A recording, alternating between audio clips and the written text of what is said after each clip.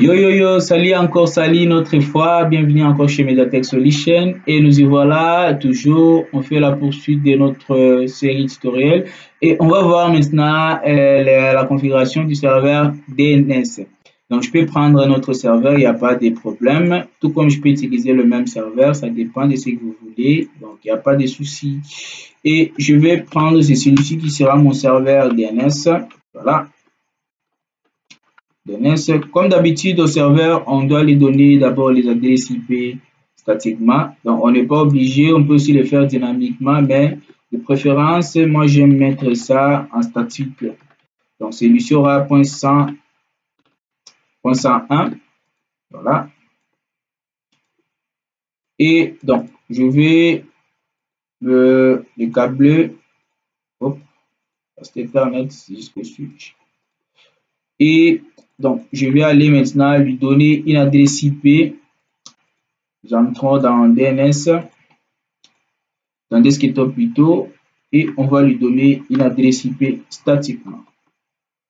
Voilà, .20, .101. Je vais copier cette adresse. Et là, je vais mettre sur le DNS server, il faudra aussi mettre l'adresse IP du serveur DNS. Donc, on est obligé de le mettre ici sur la partie DHCP. On va retourner dans les serveurs DHCP aussi.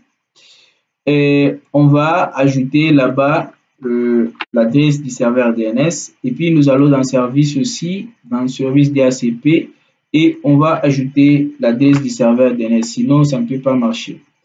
Donc, on va ajouter et on va rafraîchir au niveau des PC pour que ça prenne en compte le serveur DNS. Voilà, que ça y est déjà. Sinon, ça ne devrait pas marcher. Il faudra que les PC aussi puissent aussi reconnaître le serveur DNS qu'ils ont. Hop. Bon.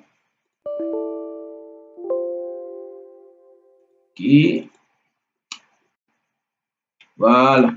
Donc, c'est déjà, maintenant, on va configurer les DNS.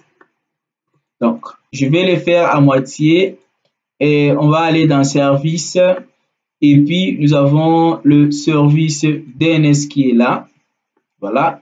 Donc, je vais utiliser la même adresse du serveur DNS. Donc là, il faudra d'abord cliquer sur On pour autoriser. Donc là, on va utiliser un nom du domaine, soit pourquoi pas Mediatek.